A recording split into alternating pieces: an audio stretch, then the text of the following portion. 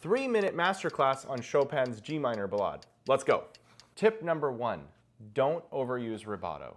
So many pianists don't really properly learn the rhythms in this, even from the opening. The long note is too long, and they're doing all sorts of expressive stuff right at the beginning, which is okay if it's by choice, but my recommendation to not do that is to actually learn it very rigid when you're first doing it, then go back and choose to play rubato where you think it serves the piece, but don't rely on it as a crutch. You can use my least common denominator method from my free piano guide in the description to learn how to do this more accurately. Tip 2, learn the hard stuff first. There's about 4 spots in this ballade that are significantly harder than everything else.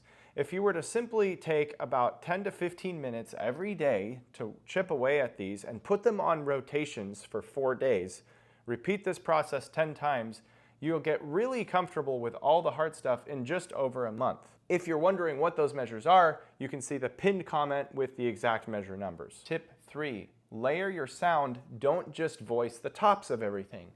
Most people go for the top, especially in something like... But the reality is, the harmony, the counterpoint, it's all beautiful. And there are many times in this piece where the left hand should actually be featured more so than the right hand. A classic example would be the waltz section in E flat, where most people play a lot of right hand. But in reality, we should get the juiciness of the left hand slurs. And so on. Tip 4, memorize the chromatic spot early on in the process. I'm talking about measure 150 to 153 right here.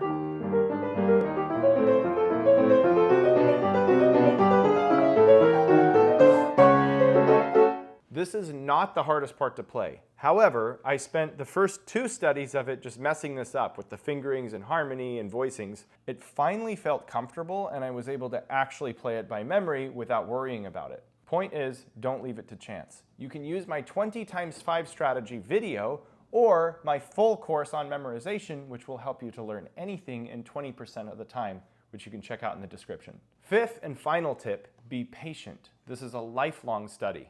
Most people tackle this ballade way too early when they're totally not ready for it, which I actually encourage. However, you have to be patient. Make the first study just about understanding it, becoming familiar with it. It's like a first date. You're not getting married to it yet. Everyone I've ever met that's played this well has absolutely spent multiple layers of the piece over several years before it finally becomes a part of who they are. Do you want to master more pieces like this one? Download my free piano guide in the description below. 29 unusual tips for technical freedom and more effective practice.